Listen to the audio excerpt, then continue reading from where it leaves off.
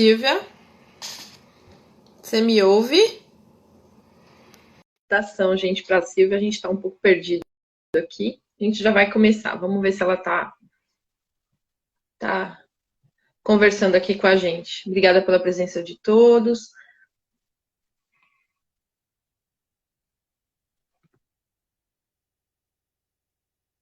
Essa tecnologia. Vamos lá, doutora Silvia. E aí, gente, tudo bem? Carol Sasaki entrou. A Aline também. Tô vendo um monte de gente conhecida aqui. Que gostoso.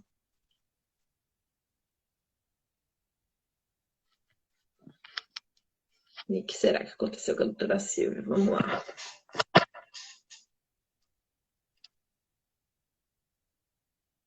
Oi, Silvia, você precisa dar o aceite para mim. Tá conseguindo?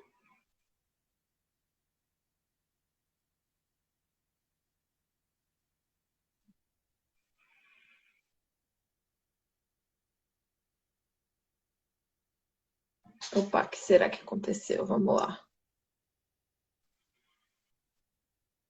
A Silvia tá falando que deu o aceite, não sei o que está acontecendo. Vou enviar a solicitação de novo. Às vezes as lives demoram um pouquinho. Oi, pronto. Oi, agora deu. Momento de tensão. Nossa Senhora. Eu fiquei descabelada, Jesus. Eu confesso que eu tava assim também, viu, Silvia? Eu pintei o cabelo só para falar com você. Bonitinho, até passou batom. Ai, que legal! Silvia, a gente já está aqui com 15 pessoas, 16 pessoas só para te ouvir. Olha que coisa boa. Estou ficando honrada, gente. Aliás, honradíssima pelo convite. Muito obrigada. Que bom. Silvia, eu vou, por enquanto, só desativar os comentários, porque aí não corta a tela. A tua tela, eu queria só que você colocasse melhor, porque a gente está cortando um pouquinho o teu queixo. Vira um pouquinho. Aê, para te ver melhor. Beleza. Tudo bem assim? Tudo bem. Beleza. De ladinho. Tá. Querida Silvia Barbosa, né? Que, enfim, tanto contribuiu com a minha formação. Eu não sou pediatra, sou clínica, mas, enfim, tive o prazer de te ouvir, te ver cuidando de pacientes e também ouvi-la em tantos outros momentos sobre cuidados paliativos. Vamos começar a nossa conversa hoje, o nosso bate-papo, Silvia. Enfim, querendo saber um pouquinho da sua história, né? E aí nada melhor do que você mesma se apresentar, porque senão eu vou aqui falar da minha amiga Silvia e, enfim, vou esquecer alguns dos seus honórios, títulos aí. Então tá bom, tá com você a palavra, Silvia, conta aí pra gente. Estou tentando acertar aqui ainda, pronto. Opa! Jesus, espera aí. Agora virou. Tá bom assim? Não tá péssimo. E agora? Não, agora eu tô vendo a água, tô vendo a tua escrivaninha e o carinho. Tá bom, e agora? Aliás, a minha escrivaninha é bagunçada, né? Mas tudo bem. Conta aí, Silvia, um pouquinho de você. Conta de onde você veio, como é que é a tua trajetória de vida e como é que foi o clique durante a pediatria, ou antes dela, ou depois da pediatria. Como é que foi o clique para pensar em cuidados paliativos? Conta aí pra gente. Bom, eu quase larguei a faculdade umas 2 ou 3 vezes. Eu devo ter deixado meu pai histérico, porque o sofrimento me abatia demais.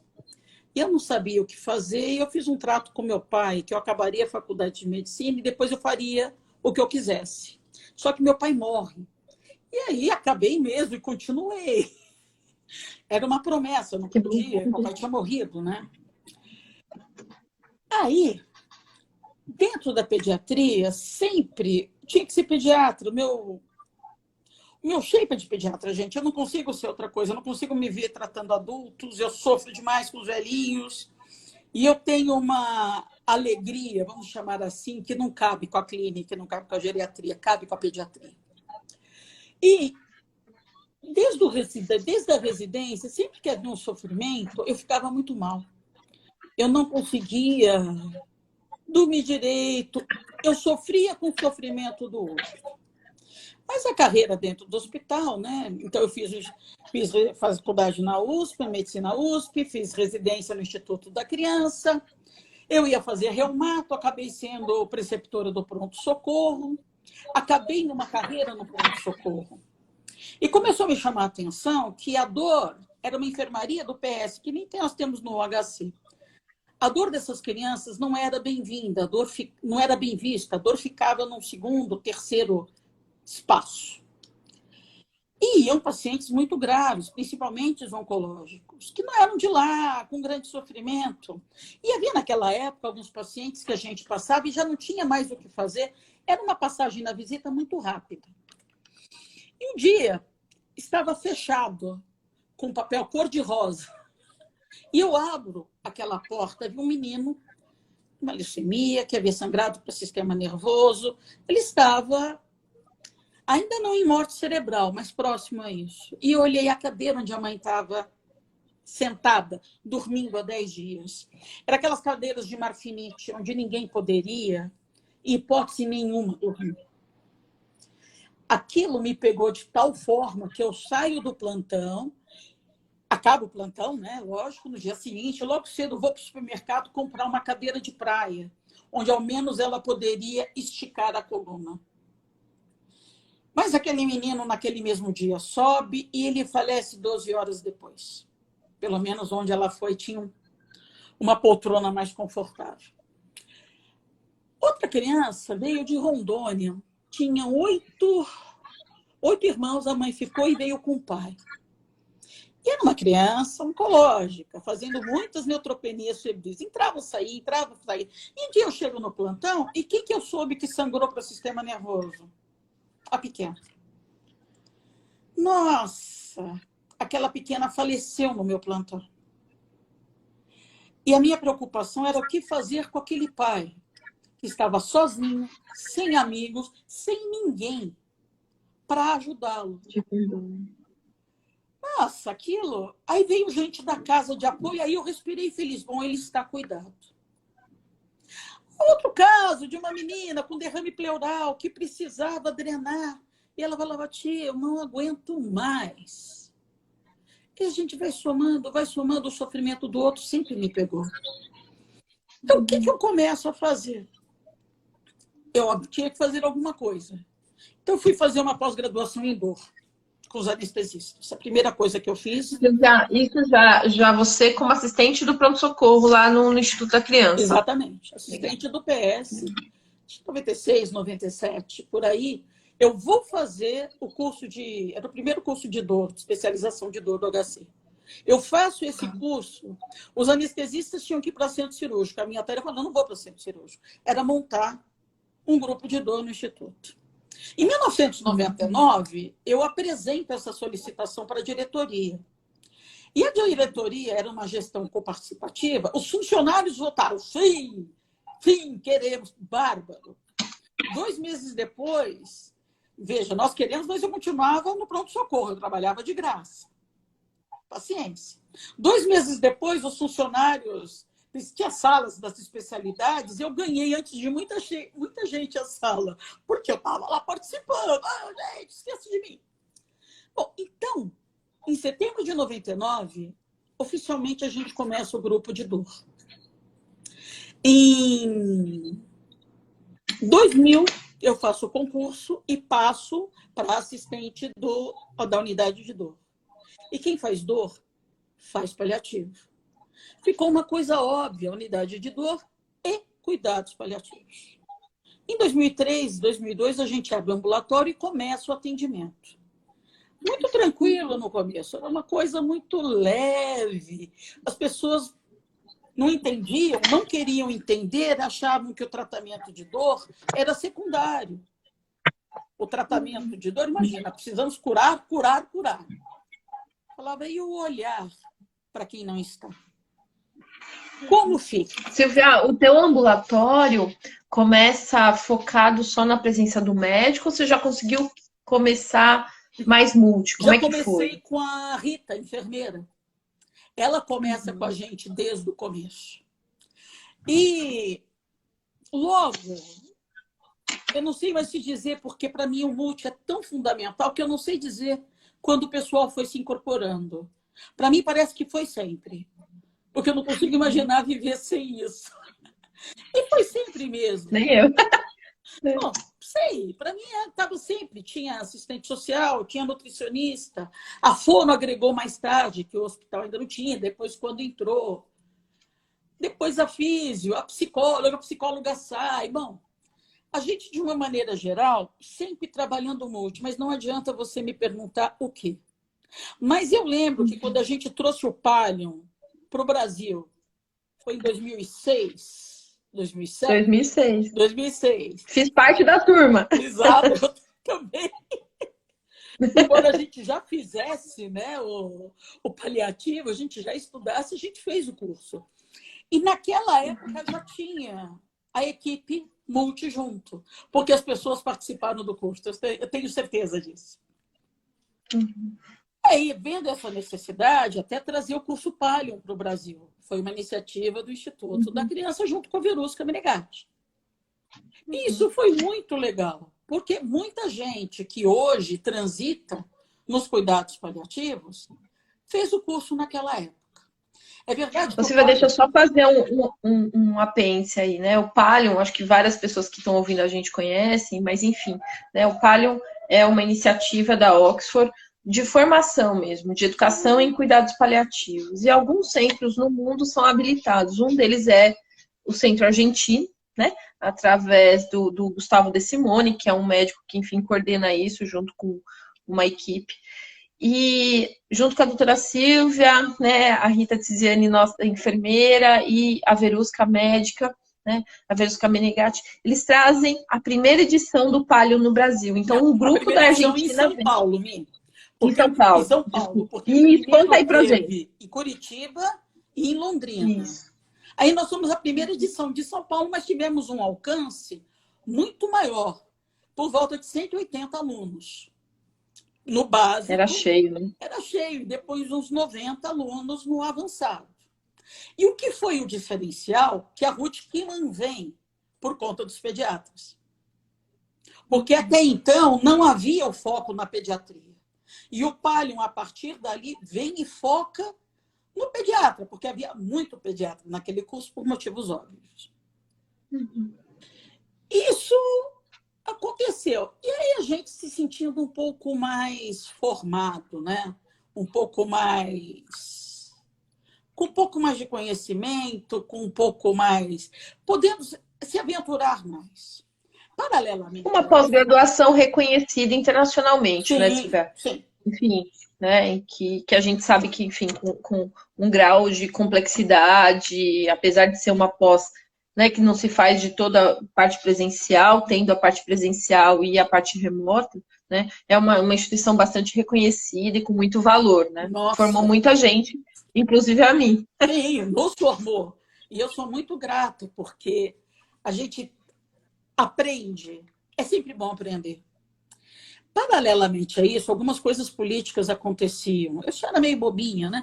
Mas houve, em 2004, um congresso no INCA.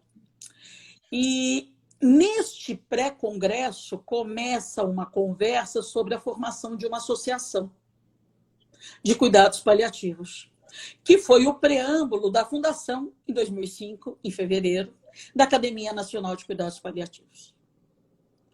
Haviam várias pessoas presentes, de multi, acho que era só a Rita, tinha a Pilar psiquiatra, se vieram poucos multi, mas a Rita estava lá também, né? E a gente começa... Representando o cuidado da criança, né? Sim, nós estávamos lá para defender a questão da Você. pediatria. Sim. Porque bobeava, elas só ficariam se falando de adultos. E isso não era a questão. E nesse evento, eu virei a vice-presidente da academia. A Gorete era a presidente, eu era vice-presidente. Por algumas questões, precisou depois se fazer... questão do próprio tempo, se dobra mais um pouco. E aí, depois disso, eu me tornei presidente da academia. 2 anos, ok. Numa época muito difícil, as coisas estavam começando, a gente tentando organizar. Nisso, acaba, enfim, meu mandato acabou, passei para o Bétega. O INCA, novamente, começa com uma grande ideia, Cláudia Neylor. Vamos montar uma rede brasileira. Essa rede veio um pessoal do Canadá com várias ideias. Fomos vários do Instituto da Criança, de novo, multi e médicos. Muita gente. Nós éramos em 8 pessoas. E nisso, a gente começa a falar de montagem de uma rede. Naquela ocasião, eu fui eleita coordenadora disso, e por um ano e meio, eu ia praticamente todo mês para o INCA, no INCA 4, para conversar sobre a formação dessa rede. Era uma formação de uma rede brasileira, grande, com foco na educação. Esse foi um projeto até apresentado no Ministério da Saúde, isso foi apresentado no CONCINCA naquela época. E o CONCINCA aprovou e se perdeu no Ministério da Saúde. Era uma ótima ideia que foi, a vida continuou. O paliativo... Silvia, nós estamos, nesse ano nós estamos em 2008, 2009, mais ou menos? 2011, 2012. Já um pouquinho mais para frente, então. Um pouco mais para frente, depois da minha gestão. Uhum. E você vai ver, gordo é fogo. Eu lembro da torta de camarão, tá? Que às vezes a gente fica gordo, né? Jogo duro, Nossa Senhora. Aí, isso cai por terra. Não foi possível. Mas a ideia fica, porque é uma ideia muito boa de você falar de educação. Paralelamente a isso, a pediatria começa a se firmar. Então, desde 82, a Elisa Perina, em Campinas, já fazia grupos de estudo e começava a falar de atendimento em pediatria. Em 2008, teve o livro do Conselho Regional de Medicina, onde a Jussara de Campinas, do CAISM, também vem. Nesse livro éramos nós, Silvia, pessoal do Instituto, e Jussara, do CAISM. Aí, paulatinamente, as coisas vão crescendo. O INCA 4 tinha o paliativo pediátrico. Fulano começa a estudar. A Érica Boldrini cria lá em Barretos. Em Belo Horizonte, no HC, a Tatiana Amaral começa já fazendo. Nessa década de 2015, 2016, isso já estava formado. As pessoas se preocupando e indo se formar. Muitos pediatras indo para a Argentina fazer o palio. Muitos. Nós não tínhamos um curso focado para pediatria. Nós tínhamos vários cursos focados para o adulto, onde se inseria 2, 3 aulas de pediatria. Mas o contexto, o cuidado paliativo pediátrico é diferente do cuidado paliativo do adulto. A pediatria começa no recentemente nascido, com até 12 horas de vida. E nós vamos até os 18 anos. A Organização Mundial de Saúde está pensando que o adulto jovem deve ser do pediatra, porque o seu cérebro ainda está em formação. Mas, e atualmente, tem um outro lado, o cuidado paliativo perinatal, onde é feito, junto com o obstetra, todo um atendimento de uma mãe que pode ter uma criança gravemente enferma. Meandros diferentes, pacientes diferentes, pesos diferentes, angústias, doenças completamente diferentes. Muitas doenças raras. E na pediatria, não é raro, a gente acompanha crianças que estão em cuidado paliativo, 12, 13, 15 anos. Você manda para os adultos. Por quê? Se você pensar, quem morre mais, obviamente, é adulto. De 100% das mortes, 94% são adultos, 6% é de crianças. Desses 6%, 25% é de condições clínicas complexas. Ou seja, 1% de toda a mortalidade é pediátrica com condições clínicas complexas, que é quem a gente precisa atender. E os adultos, quantos por cento não será? Óbvio que o adulto muito entra para cuidar dos últimos meses de vida. Não há tempo para fazer um acompanhamento de década. Mas a pediatria é. E aí você vai falar para os pais, não, porque o cuidado paliativo, os pais arregalam os olhos achando que é o fim. Porque traz uma concepção do adulto, que cuidado paliativo só entra porque é o fim. E aí não, gente. Silvia, eu queria pegar o gancho aí com você, até para a gente rolar um bate-papo aí. O pessoal tem mandado umas mensagens aqui para mim para te perguntar. Enfim, você faz né, nesses últimos minutos, assim, você fala da abrangência do cuidado paliativo pediátrico, né, do intraútero, a partir do diagnóstico de uma doença intrauterina, que é compatível ou não com a vida, mas, enfim, significa que aquele nascimento vai gerar uma série de dores, né? As dores do corpo, as dores da alma e uma nova condição para aquela família. Falando até desse momento em que, enfim, talvez um clínico tenha que assumir o cuidado por uma condição até mais administrativa do que, na verdade, lógica, né? Porque é uma equipe que conhece essa coisa da transição. Foi algo que a gente já conversou e isso vai ser motivo de outra live. Acho que a gente não vai conseguir explorar, Silvia. Mas eu queria te provocar um pouco, porque a gente, né, a tua história, Silvia, ela é permeada por essa questão de educação, né? Durante a minha residência e enquanto eu fazia o palio, eu passei no teu ambulatório, né? Eu vi aqueles pacientes com epidermólise bolhosa, enfim, o quanto tempo eles estavam lá, né? Crianças que até estavam, crianças que já eram adolescentes namorando, ou pelo menos dizendo que tinha, né? Um namorado ou outra, tal.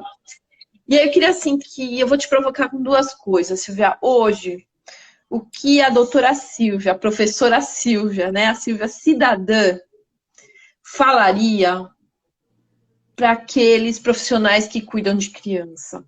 Qual que é o teu recado para hoje, sabe? Como que você, enfim, a partir da tua vivência, porque o que você fala muito foi do sofrimento que te levou a estudar dor e aí estudar paliativos e, enfim, melhorar, né, as tuas técnicas para que, enfim, você pudesse cuidar melhor. O que você faria para esse profissional em formação, né, para o médico pediatra, mas também para enfermeiros, terapeutas ocupacionais, tal? Essa é a primeira coisa que eu quero te cutucar. E a outra coisa que eu quero falar, assim, é sobre você tem uma coisa de lidar, né? Você falou da tua alegria e como isso, né, é presente na pediatria. Mas, assim, eu já passei visita com vocês, você com aquele spinner rodando, e aí eles ficavam loucos, e aí eles te contavam absolutamente tudo, né? Então, é uma pessoa super antenada nessa questão tecnológica também e tal. Eu queria te provocar um pouquinho e saber como é que você incorpora essa tecnologia no teu dia a dia, sabe? Se ela faz diferença, como é que você pensa isso? E de dicas mesmo, do que você está lendo, Silvia, do que você está estudando, qual é o blog que você segue, que página. Conta pra gente aí, vamos aprender um pouco. Vai lá. Bom, vamos lá. Para quem está vindo, para quem acredita, o cuidar é tão importante como curar. Às vezes a gente não cura, mas cuidar a gente pode sempre. Nós temos obrigação de acolher a criança e acolher os seus pais. Tem crianças que são não verbais, mas o sofrimento dos pais deve ser visto com um olhar todo especial. O nascimento de um filho deveria ser uma festa. É o momento do sonho que se concretiza. E quando fica uma criança doente, esse sonho se torna pesadelo. E é um luto muito grande. E esses pais vão vivendo cada vez mais por conta deste indivíduo, dessa criança, desse adolescente que está doente. Aquela vida que para naquele momento. Só que você não tem que tratar o indivíduo coitadinho. Oh, coitadinho. Não. Tem que ser tratado como um indivíduo normal. Está fazendo arte, pô, tem que dar bronca. Se está fazendo bobagem, nós vamos conversar. E conversar sério. Às vezes, você conversa só com o paciente. Às vezes, você inclui os pais. Às vezes, você conversa com os pais e depois com o paciente. Cada caso é um caso. Mas a gente tem que lidar com o luto. E não há demérito nenhum em cuidar. O paliativo é o resgate da arte de cuidar. A gente tem que saber cuidar, a gente tem que saber ter empatia. A gente tem que saber falar e tem que saber se calar. E nessa hora, eu sei que para mim é difícil pra caramba. Fica quieta, segura. Vai ter sua chance de falar. Mas a gente tem que aprender. É importante saber tratar a dor. É inadmissível alguém sentir dor no século XXI. O artigo 7 da criança, do Estatuto e Adolescente da Criança Hospitalizada reza que a criança tem o direito de não sentir dor quando houver meios para evitá-la. Não é para sentir dor. Não pode. Então, pelo amor de Deus, nós temos tecnologia para isso. Vamos aplicar. Vamos fazer. Avaliar a dor é importantíssimo. Mas não só a dor, como todos os outros sintomas. Físicos, psíquicos, sociais, espirituais. Às vezes, e eu brinco com os residentes, façam um diagrama multidimensional. Vocês vão conseguir matar onde é o red flag. Porque em cima disso você consegue tratar. Não tenha vergonha de conversar. Conversar é bom. E é bárbaro atingir a meta. A nossa meta é o cuidado. Uma vida melhor, uma melhor qualidade de vida. Agora, em relação às coisas que eu sigo, eu estou tentando parar de seguir as redes sociais. Resolvi que eu vou entrar somente 1 ou 2 vezes por semana nos locais certos para baixar artigo. Porque vem muita coisa antes nas redes do que... Então, eu entro agora no Paliatos, no Journal Pensington Management, literatura específica para baixar. Vejo, nossa, Flash de Wisconsin, aqueles que é Fast Track. Fast track. Fast Track. Entro nisso, porque é uma ótima forma de estar atualizada também. E, gente, se eu não sei, eu não sei. Eu não tenho nenhuma vergonha de dizer não sei, vou estudar, te falo depois. Você sabe dose? Não, não sei dose nenhuma. Está ali na nossa mão para a gente olhar a dose correta, porque pediatra é diferente do adulto. Pediatra é miligrama por quilo por dose, é micrograma por quilo. A dose é contínua, a dose não é contínua. Não sei, e não tenho que saber. Para isso tem a tecnologia para nos ajudar. Agora, você me perguntou, o que eu faço em prol da tecnologia? A tecnologia me deixa up-to-date com os meninos. O que eles estão vendo? Qual é o modo da hora? O que eles estão seguindo? O que eles podem me ensinar? Eu estou tentando aprender a jogar videogame para jogar no mesmo nível que eles. Porque eu não gosto de perder, não. Se é para eu sentar para jogar, eu vou jogar. Opa, de jeito nenhum. Estou tentando aprender alguns jogos novos, que não eram da minha época. E é bom, porque eles ensinam. Aí a gente entra para jogar igual, né? Eu acho que... E aí onde você consegue abordar questões que, enfim, fazem diferença para essa criança, para esse adolescente, né? Se é isso que você está falando. Sim, e eu uso a rede, WhatsApp, alguma coisa, rede que seja, para controlar uma tristeza, para controlar alguma mãe, algum luto. Eu faço uso disso, sim. Porque eu tenho que ver o que está acontecendo. E já me deu sinais de coisas muito importantes acontecendo com determinadas famílias, depois da morte de alguém. Dá um exemplo para a gente, Silvia, conta aí. Então, por exemplo, uma família, a mãe já havia perdido a primeira filha de leucemia. A segunda filha abre um quadro que não se sabia o que era. E com sintomas muito próximos, a procura, né? Síndrome macrocítica, macrofágica, de ativação macrofágica. Bom, essa criança morre também. Então, eram 2 filhos. Essa mãe volta e a mãe de um outro paciente meu me avisa, olha, fulana está falando em se matar. A mãe. É. Por isso que eu entrei no Facebook. Aí eu entro no Facebook para começar a ver o que estava acontecendo. Ela não se mata, mas ela fica com uma leucemia, porque 1 ano depois que a filha morreu, ela tem uma leucemia, tudo CA, sei lá, acho que foi sanguíneo mesmo. E ela faz químio, uma neutropenia febril e morre. Uau! Isso só fala o que a gente ouve. Uau! Será que eu poderia ter interferido? Não, não poderia. Eu estava muito atenta. Entrei em contato, fiquei perto, mas não muito perto, para não ser invasiva. Mas a gente vê na rede. Eu acompanho o luto de mães. A gente acompanha quem perde um filho, é para sempre a dor. Não existe um alívio, não existe um bálsamo.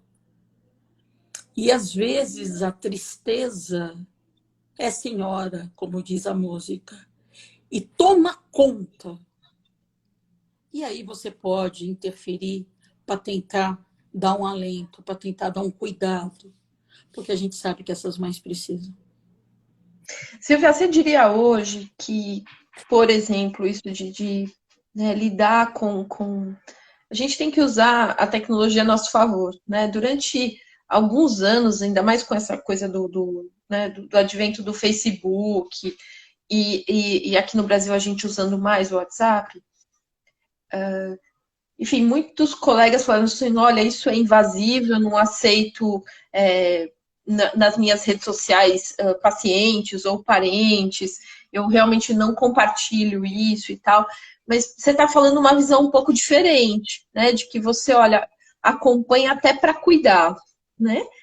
E você está falando de uma coisa que é o suporte pós-óbito, né? Que infelizmente isso nenhuma operadora de saúde no sistema privado remunera, e no sistema público a gente também não tem isso, né? Então é uma batalha aí que a NCP vem travando, da gente pensar em colocar no rol, né, de procedimentos da Associação Médica Brasileira essa abordagem e que ela possa ter um valor, né? Que ela possa ser remunerada, que ela possa ser valorizada, que ela possa ter um espaço. E você está falando de usar a rede social para fazer isso também. É isso que você está falando? Conta pra gente. Mesmo. Exatamente. Uhum. Eu sei quem eu devo estar perto. E não vejo problema nenhum. Aliás, ao contrário. E se precisar, dou uma ligada, mando um zap. Tudo dependendo do que eu estou vendo ali. Se eles são meus pacientes, eles foram, as mães são também. A gente não cuida só da criança, né? O paliativo vamos multiplicar por 3. O pai, a criança, o pai e a mãe. Então, sempre estarão no meu radar. E é importante estar no meu radar. Isso vai fazer a diferença. Nós não temos tantos pacientes quanto os adultos. Talvez seja por isso, não sei. Ou seja um estilo pessoal. Porque é isso que me faz dar sentido para fazer o que eu faço. Tem que fazer. Isso eu faço com a alma leve. Isso me dá...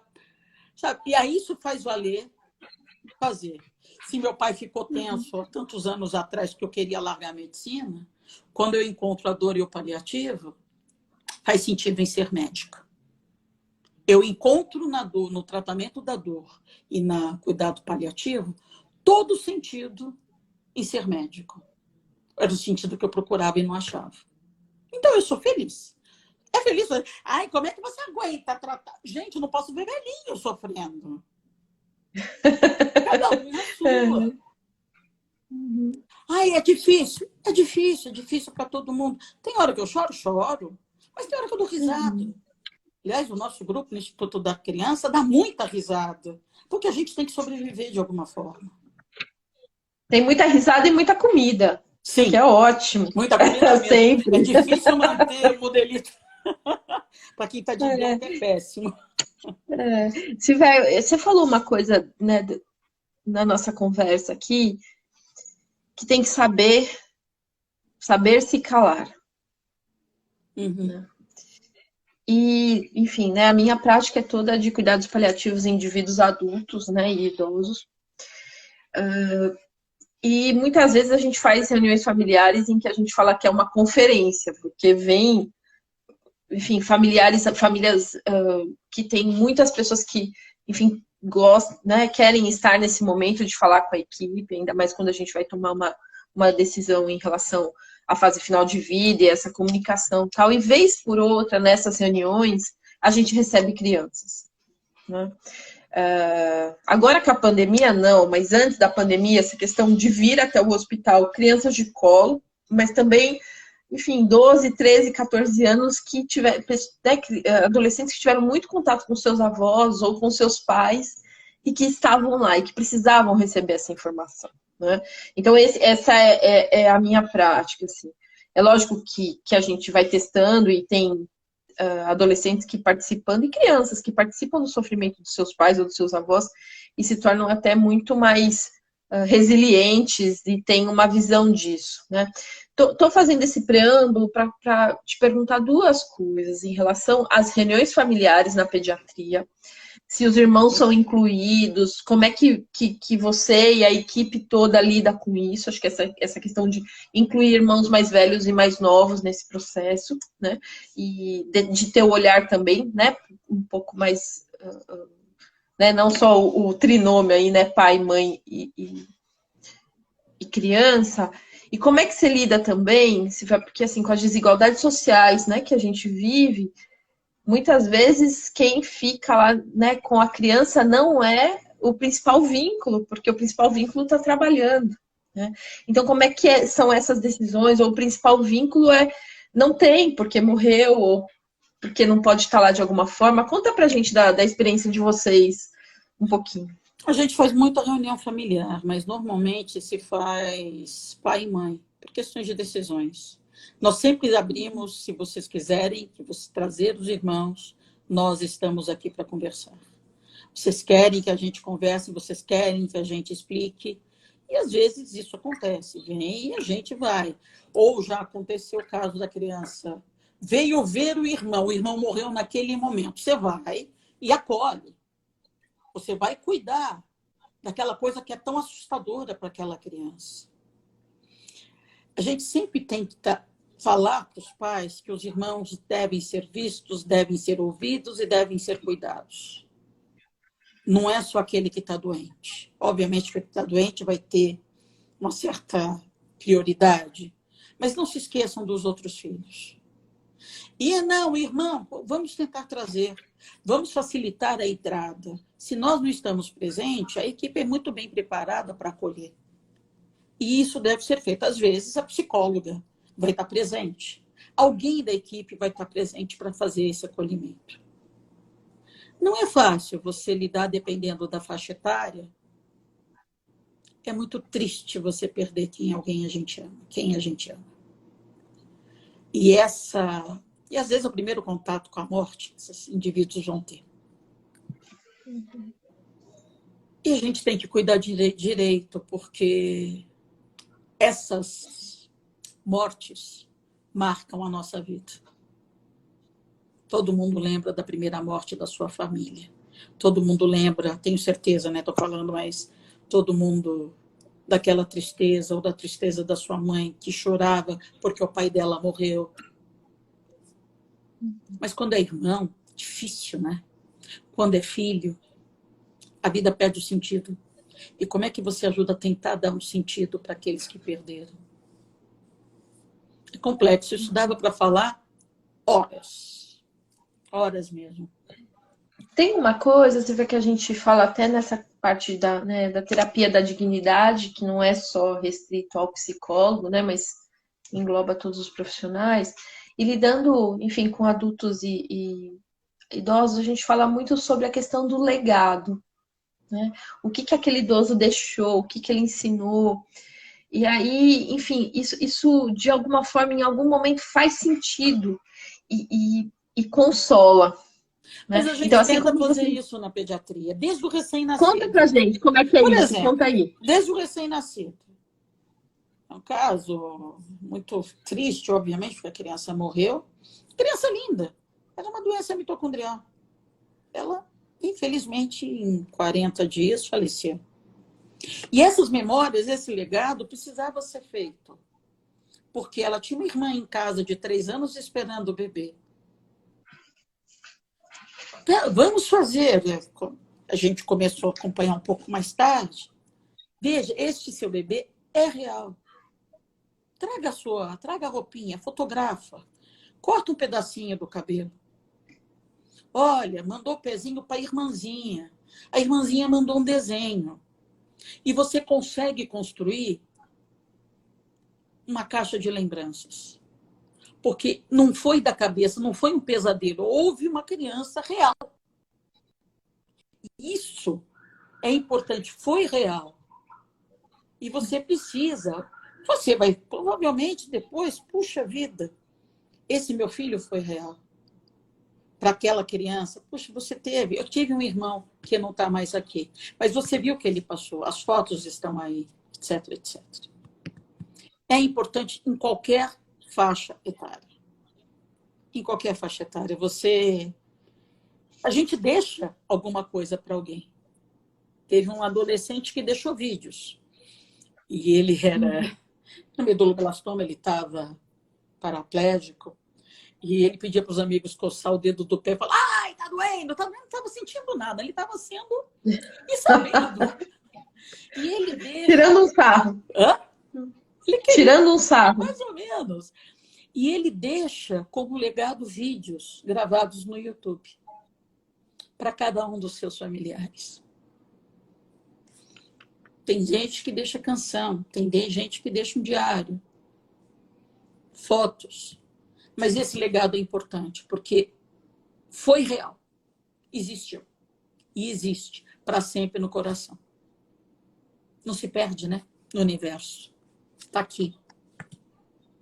E isso é muito importante. E aí faz toda a diferença do olhar da equipe para isso, né, Silvia? Totalmente. Toda a diferença, né?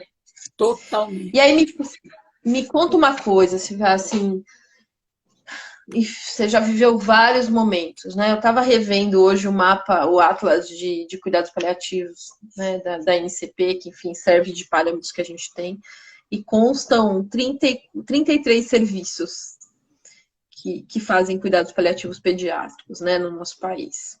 A gente sabe da concentração desses dentro do estado de São Paulo, alguns no Rio, outros no Paraná. Minas. Eu queria que Minas. Eu queria. Bahia. Vou levantar uma bola aqui, Silvia, para você cortar, porque a gente falou um pouco da tua história, pensando num passado recente, mas pensando. A gente falou de como é que está agora e da tua vivência. Agora a gente vai pensar um pouco o futuro. Você, enfim, foi eleita como uma das pessoas visionárias, né, de cuidado paliativo no Brasil. Nem cabelo branco não tem, você vê, hein? Né? Enfim, isso está no material publicado na NCP. Quem quiser mais informações é só ir no site paliativo.org.br, que, enfim, pode adquirir o livro, baixar uma parte e tal. Mas, enfim, queria que você fizesse esse exercício visionário agora. Assim. Como é que você está pensando?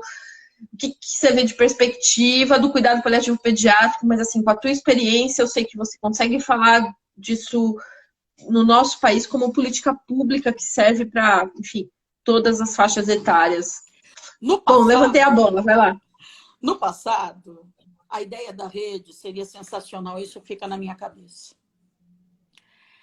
Porque nós temos obrigação de educar. Nós temos crianças com necessidades especiais, com condições clínicas complexas, no Brasil inteiro. Não vou vir com estatística, número que a gente espera, mas são muitos. Mas não é todo mundo que precisa da expertise. A intenção paliativa, ou todo pediatra tem que saber fazer. O que é o cuidar básico, ter uma conversa. A expertise aparece quando os sintomas se tornam piores, quando a comunicação é difícil. Nesse momento que deve entrar a expertise. Senão a gente não dá conta de todo mundo. Então, nesse momento, e a ideia de rede, para mim, tem 10 anos amadurecendo. Isso se torna uma possibilidade da gente espalhar o conhecimento, a educação, por todo o nosso país. Eu fui por muito tempo instrutora do PAUS, Suporte Avançado de Vida em Pediatria. Imagina, emergência mesmo, ABC, ABC, ABC. Está respirando? Bárbaro. Me deu uma mão de dar aula, me deu uma mão de olhar como é que a gente pode organizar um curso. Me ensinou como me portar, didática, etc. Ótimo. pois é um modelo que deu certo. O Brasil inteiro diminuiu a mortalidade infantil porque o pau está aí e todo mundo faz. Uai, o pau está aí, todo mundo faz, vamos fazer um custo paliativo que todo mundo faz. E onde que a gente consegue entrar com isso? Na Rede Brasileira de Cuidados Paliativos Pediátricos, que a gente acabou de montar. Graças a uma matéria de extensão universitária da UFS, da São Carlos. Eu não sei como é que fala isso. Nós somos... Da UFSCar. UFSCar, obrigada. A gente começa como uma matéria de extensão universitária. Mas nós vamos ter um alcance para o Brasil inteiro. As pessoas vão ser agregadas do Brasil inteiro. Porque a gente não pode ter São Paulo, Minas, Paraná, Bahia, Recife, Fortaleza, Manaus, Belém, Roraima. Tem um. Não dá para contar com esse um. Todo mundo tem que aprender. O residente tem que aprender. Comunicação tem que ser ensinada. E este é um papel que eu acredito que a rede pode fazer. E aí entra de verdade nesse sonho. Um sonho de 10 anos que deu para amadurecer. Nossa, eu acredito demais na educação, Mi, você sabe disso. Acho que você conquista as pessoas ensinando.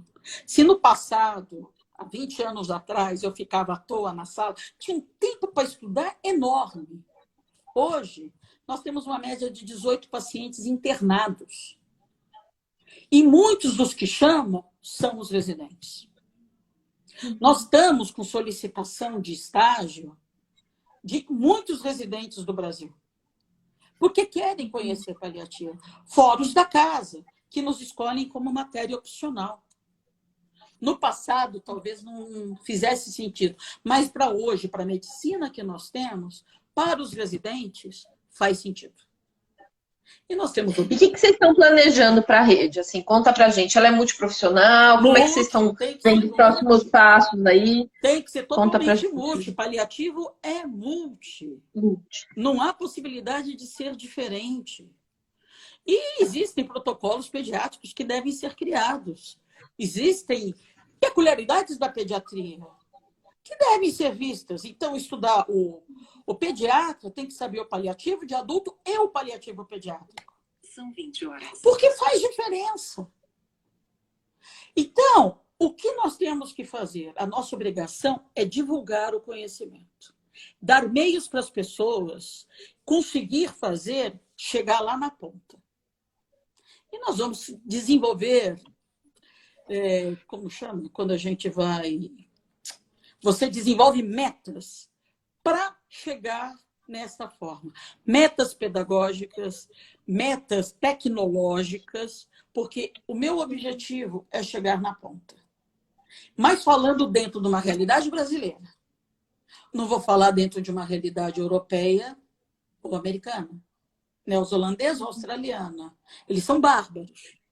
Eles têm muita coisa. A gente pode ver o que eles fazem para adaptar para a gente. Mas vamos trabalhar na realidade brasileira, né? Nós somos muitos, temos muitas crianças, temos muito pediatras. E é isso que nós temos que ensinar. A Sociedade Brasileira de Pediatria, em 2012, cria o Departamento Científico de Medicina Paliativa. Agregou-se em 2015 Medicina da Dor e Medicina Paliativa, porque não são tantos profissionais, afinal de contas.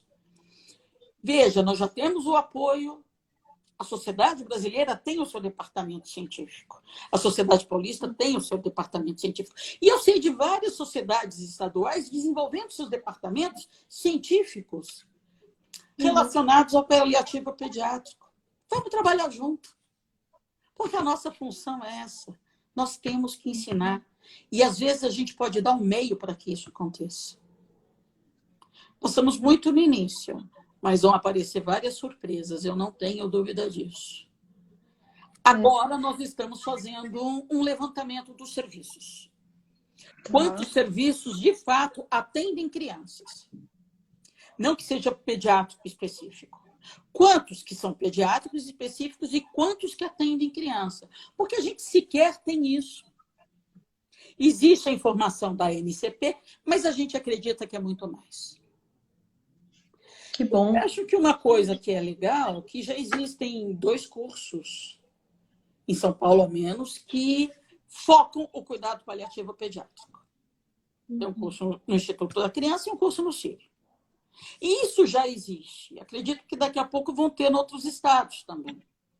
Nós estamos capacitando os experts. Ótimo. Só que a gente não vai trabalhar só com expert. Nós vamos trabalhar com pediatra, nós vamos trabalhar no posto de saúde. Vou falar com atendimento da medicina de família, que pode fazer uma diferença. Trabalhar com a físio, com a fono, e isso vai abrir portas. Vamos trabalhar com obstetra, com ultrassom? Olha, tem coisa que, puxa, temos que fazer antes. Uma consulta pré-natal, essa semana foi interessante. É uma criança com uma hidronefrose, provavelmente o rim já foi, e se marcou uma consulta, vai precisar de diálise ao nascimento, já se marcou uma consulta pré com a nefro. Para essa mãe saber, neste caso é paliativo. Para essa mãe entender o processo que a criança vai ter. Este olhar é o que a gente tem que fazer. Que o cuidado é muito mais amplo. Começa intraútero e termina na transição para os adultos. Não me deixa falar demais que eu me empolgo. Silvia, assim, eu também, né? Agora a gente tem, acho que aqui mais 5 minutos e aí eu vou te provocar e você faz as suas considerações finais para a gente não estourar o horário aí, enfim, todo mundo poder descansar um pouco e você treinar o violão. Gente, Dudra Silva estava numa aula, enfim, em que ela toca violão, pedi para ela fazer uma palhinha, mas vai ficar para a próxima, porque a gente ouviu bastante de você e aí não vai dar, Silvia, mas fica para a próxima. Enfim, você tocou num ponto essencial, a hora que a gente fala dessa questão da rede né, isso consegue dar conta de uma parte da educação continuada. Né, Silvia, o pessoal, os profissionais que estão na ponta e como é que a rede pode, enfim, promover capacitação, enfim, oferecer subsídio para a prática, enfim, né, com alguns protocolos, enfim, sendo esse plantão de dúvidas muitas vezes isso e vai tal. acabar sendo nosso foco maior.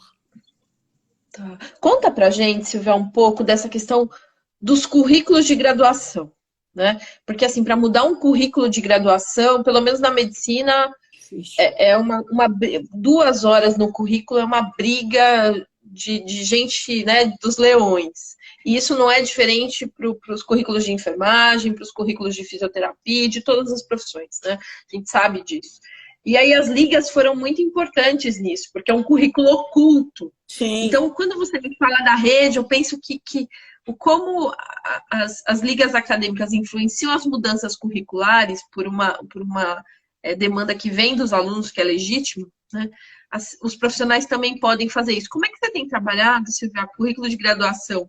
Aí acho que você pode falar como médica, mas a tua experiência, enfim, com os outros profissionais que trabalham com você, na graduação e na residência, assim, tem estágios que são curriculares? Conta aí pra gente. Eu posso falar da residência médica, que é onde eu estou mais próxima. O R3 de pediatria é voltado, uma dos pilares é cuidado paliativo. Então, o residente da pediatria vem para isso. Tem vários hospitais pediátricos entrando em contato, querendo que os residentes passem com a gente. O que nós vamos fazer? Ao contrário. Nós vamos capacitar o pessoal do hospital para dar conta dos residentes. Vamos estar perto, porque nós não podemos, nós não estamos em todo quanto é lugar. Espera lá, eu posso te ajudar. Não vou te falar, não. Eu vou fazer no seu hospital. Nós vamos capacitar no seu hospital. Nessa hora, nós vamos usar tecnologia. Porque é óbvio que todo mundo é de graça, né? Eu não posso, eu preciso pagar a conta, todo mundo precisa. Então, olha, eu posso te ajudar. Eu faço, usando os meios que eu posso. Eu não vou estar em loco, mas eu vou discutir com o seu residente, vou te treinar para você ensinar o seu residente. Porque isso vai ser uma demanda do Brasil inteiro. Pediatria agora são 3 anos. E eles, na sua capacitação, no seu desenvolvimento durante a residência, vão entrar em contato com situações onde o paliativo se faz necessário. Seja por comunicação, seja por um sintoma complexo, etc. Agora, voltando à graduação, opinião, deveria ser obrigatório. Porque o que é o paliativo? É o resgate da arte de cuidar, para quê? Visando a melhor qualidade de vida. Isso casa com qualquer currículo da área de saúde. Vamos ensinar. Você sabe se comunicar direito? Não sabe. Quantas aulas? Não teve. Se basta você perguntar. Nós fizemos um levantamento, fizemos um TCC de residentes do R3 que fizeram sobre educação e paliativo. E fala, lá mostra, teve formação? Se teve um ou dois que tiveram na graduação, foi muito. Eles tiveram na residência? Sim. Na residência médica, nos 3 anos no Instituto da Criança, quem passa lá é impossível não ver alguém com pai que precisa de paliativo, né? Você vê que são 18 pacientes por dia em todo o hospital. Bom, na residência vem. Eles pedem mais capacitação, tá certo. Isso a gente bate na falta de pessoal, falta de gente para poder dividir todo o trabalho. E aí você vai dar mais conta da assistência do que da educação. Mas ok. E se eles tivessem tido um pouco na graduação, talvez a gente pudesse partir não do básico, de um pequeno patamar. E a gente ganharia tempo.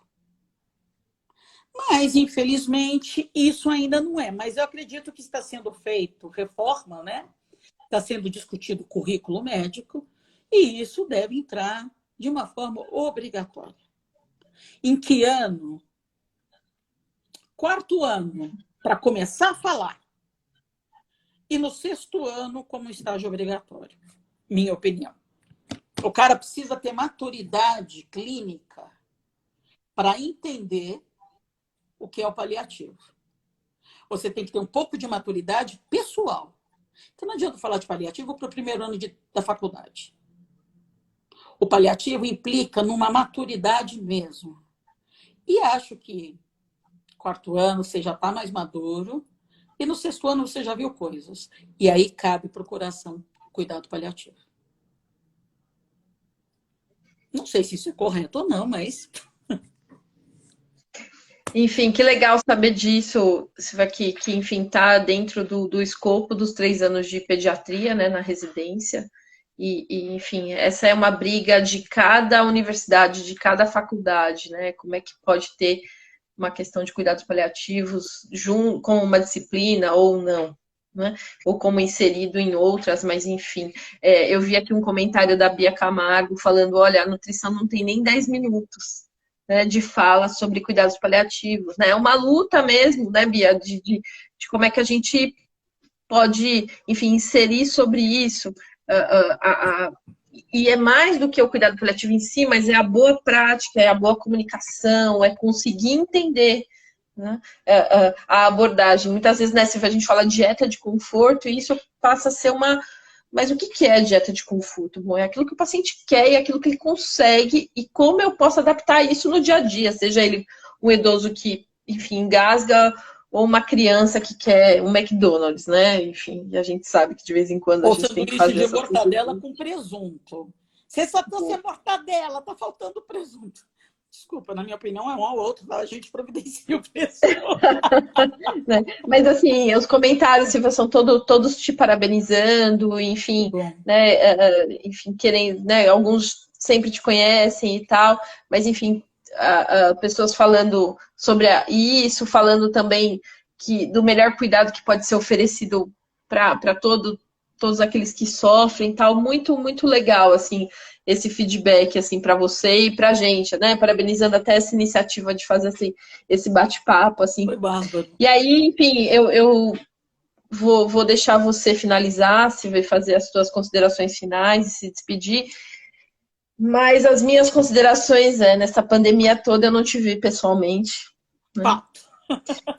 E, enfim, mas você me ensinou bastante, né? Como médica, mas também como pessoa. Você esteve comigo em momentos bastante difíceis da minha vida pessoal, né? Eu tive um problema com a minha filha de doença e a Silvia me estendeu a mão e me tirou dúvidas e pôde estar comigo de uma maneira super especial e fez toda a diferença, né? Eu nunca consegui falar dessa forma com você, mas, enfim, falo aqui em público, né? Que acho que é um jeito de te agradecer. Agradecer por tantas pessoas que passaram com vocês, né, na pediatria, ex-residentes nossos, né, a residência de cuidados paliativos, de medicina paliativa no HC, eu fui uma das responsáveis durante alguns anos, e infelizmente com um ano só de formação a gente não conseguia inserir da maneira certa, né, essa discussão sobre cuidado paliativo pediátrico, e acho que é um desafio, viu, Silvia? A residência de medicina paliativa, que é a que a gente pode falar, né, precisa ser ampliada para ter essa tônica, porque é o que você falou, você disse uma coisa assim, olha, o pediatra precisa saber fazer o cuidado paliativo do adulto também, além do da criança, né? E eu acho que o meu maior desafio como alguém que faz cuidado paliativo de adultos é como é que eu olho, né, todas essas crianças, porque invariavelmente, apesar de estar em centros de referência, essas crianças precisam ser cuidadas e muitas opiniões são pedidas, né? Então, como é que eu estudo para ajudar quem precisa?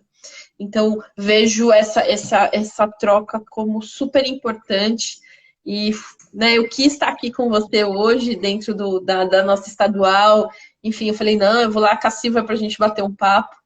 E queria super te agradecer, né? Eu sei que você deixou de ficar com a tua família, de fazer as tuas coisas para estar aqui com a gente. Imagina. Super te agradeço e agradeço a tua história. E essa conversa só reforça todo como você é visionária e como você, enfim, faz a gente pensar fora da caixa, né? E a rede é essa gestação aí. Obrigada. Sabe, muitos me chamaram de louca. Nossa, você vai trabalhar um pouco. com ela louca. Porque era uma ideia do cuidar. Isso assustava. Em primeiro lugar, o aprendizado é recíproco. Você sabe disso. Você é uma pessoa do meu coração.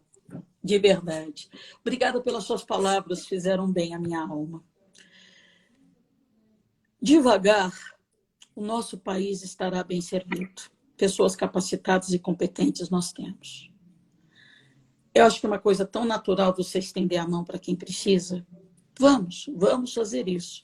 Você falou de residência, aí vem uma coisa, eu não consigo a residência médica porque não tem verba para fazer a residência médica de paliativos pediátricos, porque já está aprovada há 5 anos. Mas nunca sobra a verba para eu ter residente, porque o residente tem que receber. Por isso, nós só temos complementação. A falta da política pública. Aí começa uma coisa boba. Pô, você precisa formar as pessoas. Mas isso dava para a gente conversar horas depois. Eu fico feliz, porque o olhar do paliativo pediátrico está maior. Eu lembro, acho que no primeiro congresso que teve a questão do paliativo, tinham 10 pessoas na sala. O nosso último, na sala, tinha com certeza mais de 200 pessoas. Pois é! Nossa, de 10 para 200, no intervalo de 12, 13 anos, nós estamos indo. As pessoas vão aprender. E a gente vai ensinar os residentes. Por quê? Aí eu volto para chegar com o Chico Buarque, que tem aquela história, todos juntos somos fortes, somos flecha e somos arco. Todos nós no mesmo barco, não tem nada para temer. Não vou lá do meu lado, tenho um amigo que é possível proteger. Não. Todos nós no mesmo barco, é possível. E a gente vai fazer isso para o nosso Brasil, porque a gente precisa e merece. Agradeço muito, adorei estar aqui. Pode me chamar mais vezes. Oba! Pode deixar, Silvia. Agradecer todo mundo que participou com a gente, 36 pessoas aí, às vezes foi um pouco mais, um pouco menos, mas enfim, para uma quinta-noite estar junto aqui, privilégio, viu, Silvia? Muito obrigada, um abraço para todo mundo do Instituto aí, que faz tanta diferença. Beijo, gente. Super obrigada. Foi bárbaro estar com vocês. Beijo. Tchau, tchau. Legal. Beijão, gente. Tchau, tchau.